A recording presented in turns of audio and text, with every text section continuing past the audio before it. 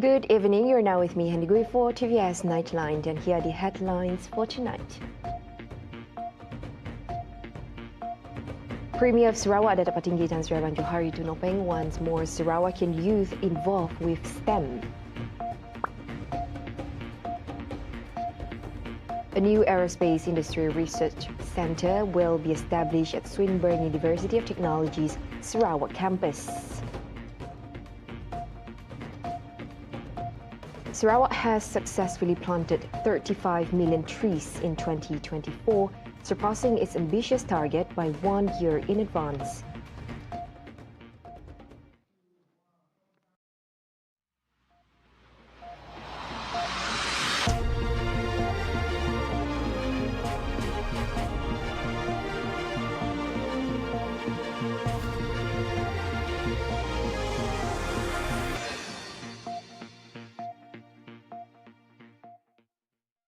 Sarawak is in need of more human capital in the field of technology, especially among the Sarawakian youth. Premier of Sarawak, Datuk Patinggi Tan Sri ABANG JOHARI Tunopeng also stressed the importance of science, technology, engineering and mathematics, STEM, as a way to develop and advance the region. Saya harap anak-anak kita yang masih di sekolah ini untuk mendalami subjek STEM. Perkara-perkara yang kita dengar tadi, semua dia STEM tu. Kalau kita tak tahu, macam mana what do you call that material tadi? Composite. Jadi dia berapa layer, macam mana nak letakkan layer, tak nampak tadi kan. And then the machine, you have to know the machine, the tool. I mean we have strong physics. Fizik must be strong. Kalau tak ada fizik, you don't have, susah lah sikit. ABANG JOHARI was referring to the Swinburne Cicero National Industry 4.0 for Advanced Manufacturing Test Lab, which produces highly advanced composite materials. During his official working visit to Australia, ABANG JOHARI also met with Malaysian students studying in the Swinburne University of Technology Hawthorne campus in Melbourne. During the session, ABANG JOHARI shared on the Sarawak government's plans regarding the aerospace and energy industries. To shoulder the responsibilities, Sarawak needs more experts in STEM fields to become the cornerstone of the new technology market. Kita tadi melihat jumpa anak-anak Sarawak, banyaknya jurusan bisnes. Tidak banyak jurusan teknologi. Buat mana membayangkan our STEM subject are not that strong. Kalau mereka banyak, I'm not saying that they are not needed, tapi they are needed. At the same time, kita mesti mengeluarkan mereka yang arif dan tahu dengan teknologi, meaning STEM subject important. A new aerospace industry research centre will be established at Swinburne University of Technology's Sarawak campus. Sarawak Premier Datuk Patinggi Tan Sri ABANG JOHARI Tunopeng said the research activities at the centre will also include studies on energy, turbine technology for hydroelectric power and advanced raw materials for related industries. Kita akan cuba untuk mempunyai satu lagi tempat pendidikan di Sarawak campus. Tak semestinya di kawasan yang ada ini, kita akan cari kawasan yang baru dan dia macam apa yang berlaku sini, yang dedicated dari sudut research. Ini akan membolehkan kita mempunyai cara-cara baru dari sudut distribution of tenaga.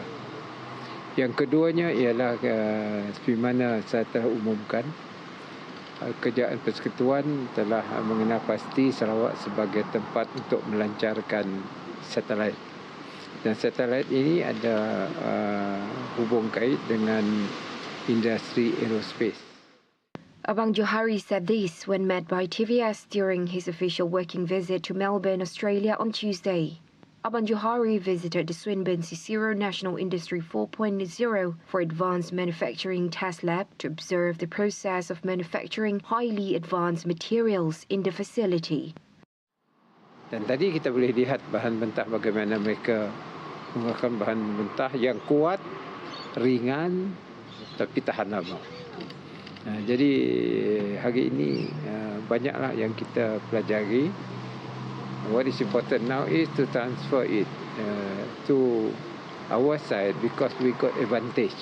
Advantage kita ialah renewable energy kita untuk menggunakan bahan-bahan baru.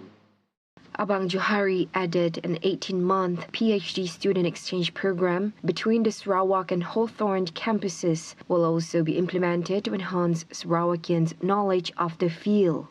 Commenting further on the establishment of the new research centre, the Sarawak Premier said educators and experts would first need to be identified. Tenaga pengajar dulu. Dan saya lihat tenaga pengajarnya ada di main campus yang kita boleh kongsi bersama dengan institusi pengajian tinggi yang ada di Sarawak. Convergence, shared knowledge. So far, he has not divulged the timeline for implementation or the location of the new research centre. Sarawak Premier Datuk Patinggi Tan Sri Abang Johari Tun Openg today visited the Swinburne University of Technology Hawthorne campus in Melbourne, Australia, to take a look at the advanced facilities in the campus. He also met with Sarawakian students studying at the campus before going on a tour of the state-of-the-art Swinburne Cicero Test Lab in Clayton Precinct. Razia Ahmad is on location with the details. Over to you.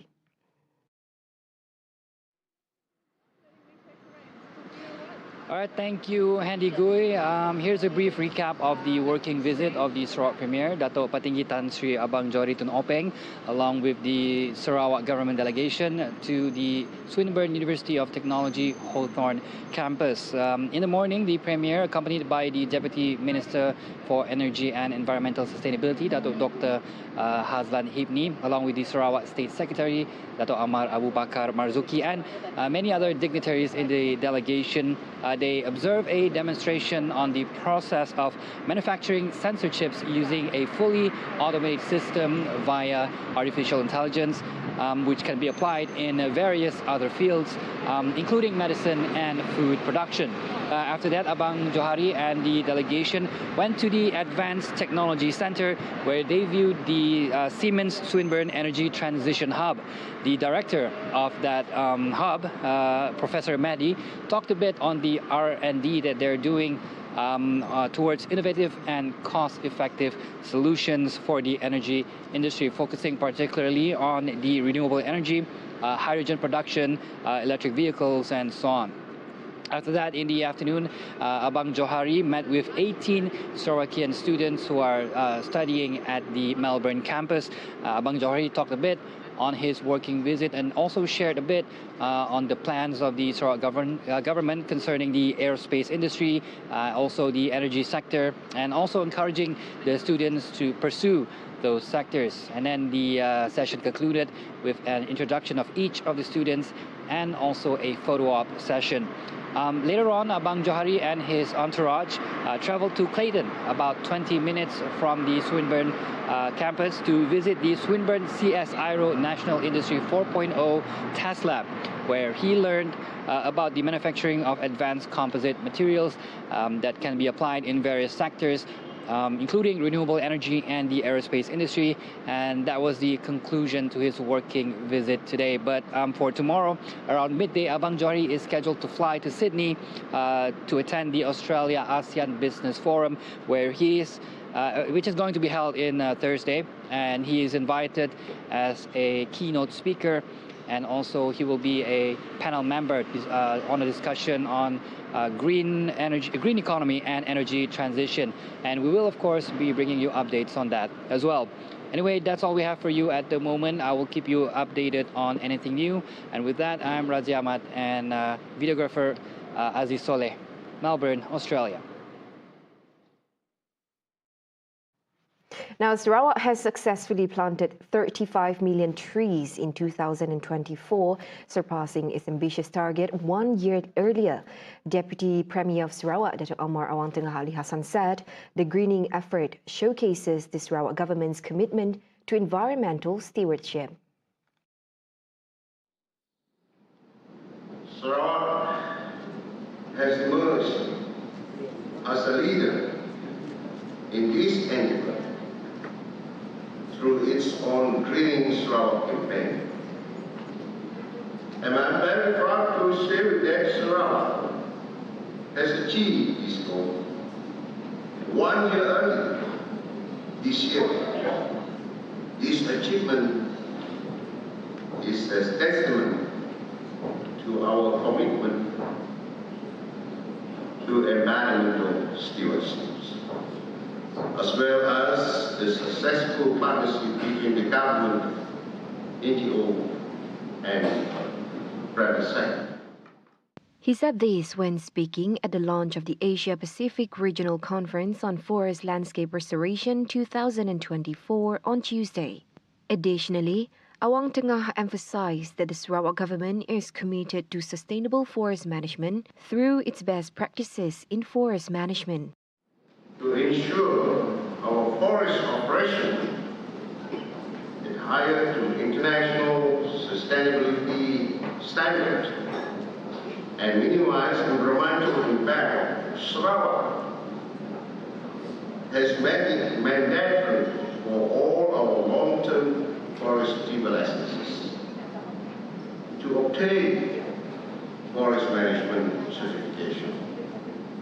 To date, 26 forest management units and 8 forest plantation management units encompassing 2.38 million hectares and 122,800 hectares, respectively, have been certified.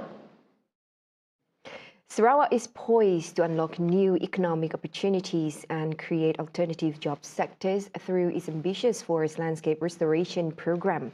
Deputy Premier of Sarawak, Dato' Amar Awang Tengah Ali Hassan, emphasized that this initiative has the potential to open up a range of economic activities, including agroforestry, ecotourism, and carbon trading. To support this effort, the Sarawak government has required all forest license holders to engage in restoration activities, particularly targeting degraded forest areas. The effort of restoring our degraded forest continues to be our pilot. This approach aims to fulfill the Sarawak government's objective for the forest restoration program, thereby expanding the forest coverage in Sarawak and enhancing the livelihoods of its residents. I am very confident that the forest landscape restoration program in Sarawak will not only enhance the forest ecosystem by supporting the sustainability of its flora and fauna and universally improving the quality of life, but also create new employment opportunities and foster alternative economic sectors such as agroforestry, ecotourism, and urban trade. Awang Tengah added that under the post-COVID-19 development strategy PCDS 2030, the forestry sector is targeted to receive global recognition for sustainable management of tropical forest and biodiversity conservation, while also playing a key role in boosting the timber industry. He remarked that the initiatives being implemented demonstrate that a sustainable future is not only achievable, but also economically beneficial. The Asia-Pacific Regional Conference on Forest Landscape Restoration 2024 is set to spotlight the vital role of forest restoration in advancing sustainable conservation and management practices in Sarawak. Sarawak Forest Department Director Dato' Hamdan Mohammed emphasized that forest landscape restoration is essential for the continued growth and protection of Sarawak's diverse ecosystems. The main objective of this conference is to identify and reinforce good practices of forest landscape restoration that deliver the short, medium and long term benefit to the local community, fulfilling international commitments on forests, and help manage forests to ensure healthy forest landscape. While our forests face challenges from deforestation, degradations, and changing climates, we can assure that ecosystems continue to thrive and provide the benefit we all rely on through forest landscape restoration. He added that the vision highlighted in the conference is to ensure that forests remain the foundation for the development of robust and preserved ecosystems in Sarawak. Healthy forests play a vital role in regulating our climate, providing essential resources, and supporting vibrant ecosystem. They act as a natural carbon sinks, absorbing and storing vast amounts of atmospheric carbon dioxide. Healthy, restored landscapes are also more resilient to climate extremes such as a flood, drought, and wildfire. The three-day conference, supported by the Sarawak Forest Department and the International Tropical Timber Organization, will feature 18 papers presented by experts and stakeholders from Malaysia, Japan, Indonesia, China, New Zealand, Thailand, Vietnam, and the Netherlands. Former Deputy State Secretary Dato Sri Abdul Ghaffur Sharif was officially sworn in as Sarawak Chief Ombudsman on Monday. The oath-taking ceremony took place at the KUCHING High Court before the Judge of Sabah and Sarawak High Court, Dato Dr. Alwi Abdul Wahab. The swearing-in ceremony was conducted according to the provision under Section 7 of the Sarawak Ombudsman Ordinance 2023. In a statement by the Premier's office, the event demonstrates a strong commitment of the Sarawak government to enhance public service delivery, ensure good governance, and increase public confidence and trust in the government's administration. The swearing-in ceremony was also attended by the Director of the Sarawak Integrity and Ombudsman Unit, Wan Muhammad Wan Drahman.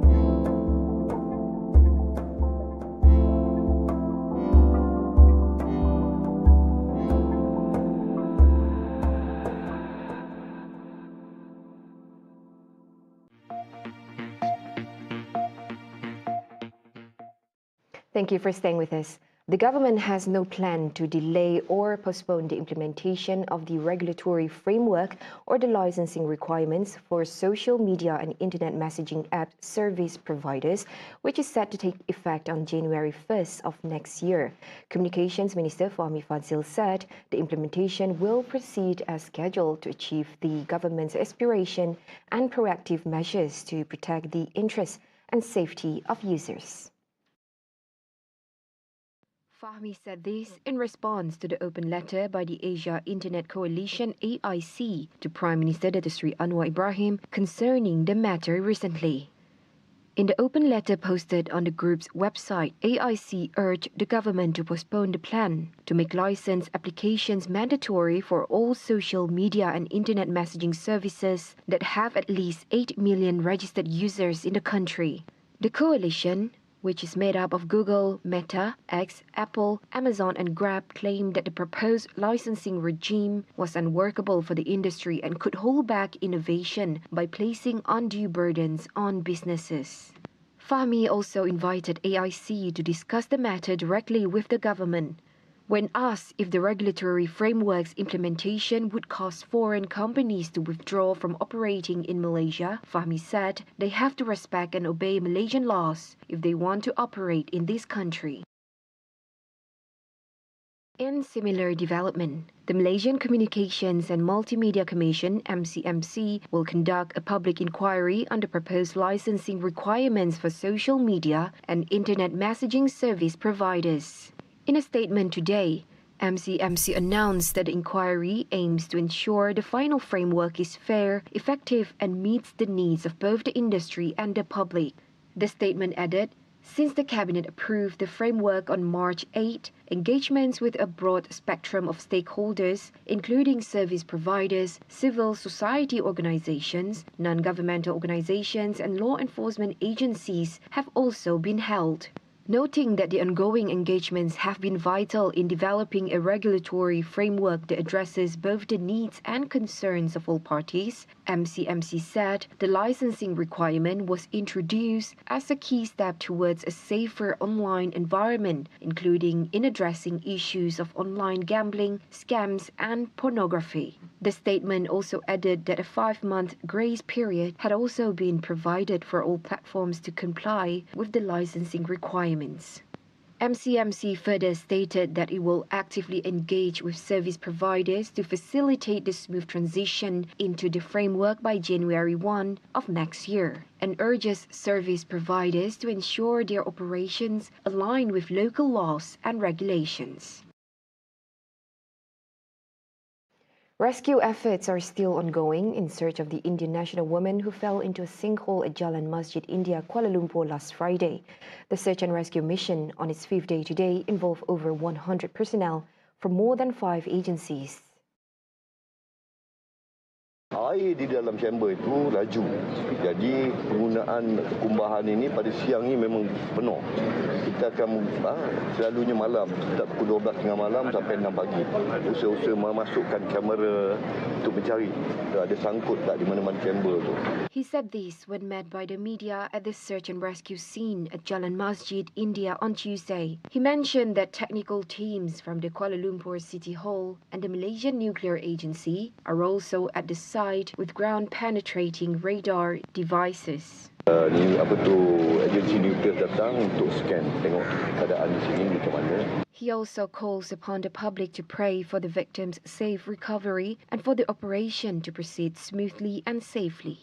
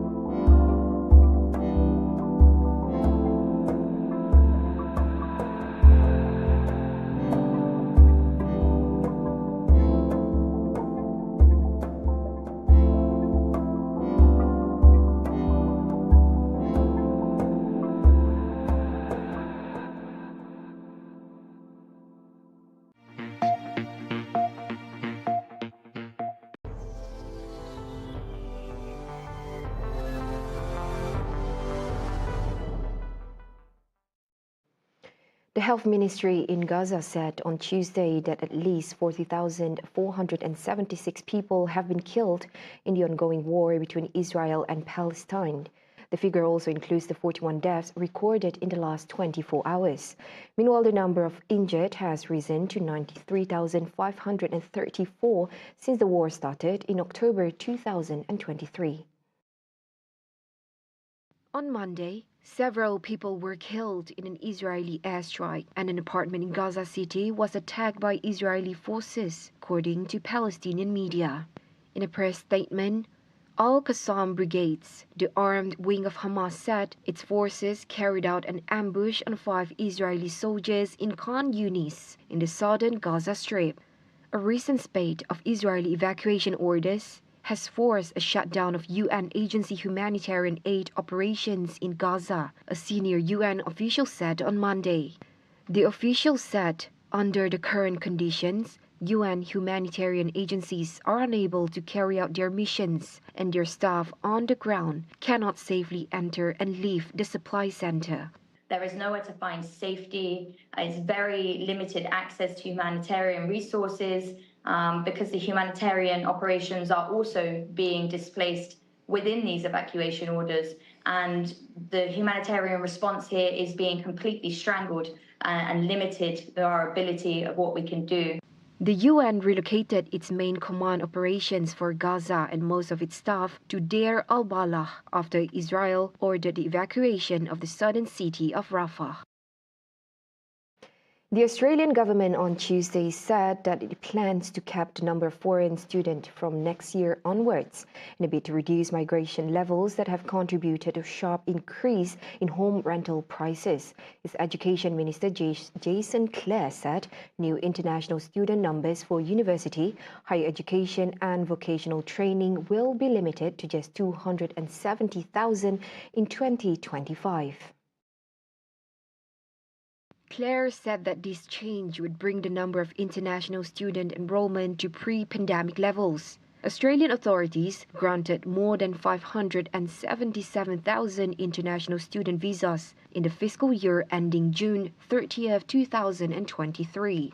The new breakdown for 2025 will be 145,000 new foreign students for universities, 30,000 for other higher education providers, and 95,000 for vocational education and training. The new limit is meant to replace a recent policy that prioritized students considered low risk for visa issues. The system is seen as biased towards top-ranking universities and caused significant delays in visa processing for other institutions. International students were Australia's second-largest industry after mining, accounting for more than half of the growth in Australia's economy last year. Even Prime Minister Anthony Albanese described the industry as absolutely vital for Australia, but he said universities should not be overly reliant on overseas students, in part because of the implications for migration. A recent poll by local media found that about 69% of Australian respondents blamed immigration for high house prices. Those were the updates on TVS Nightline. I'm Handy Gui. Thank you for watching. Have a good night.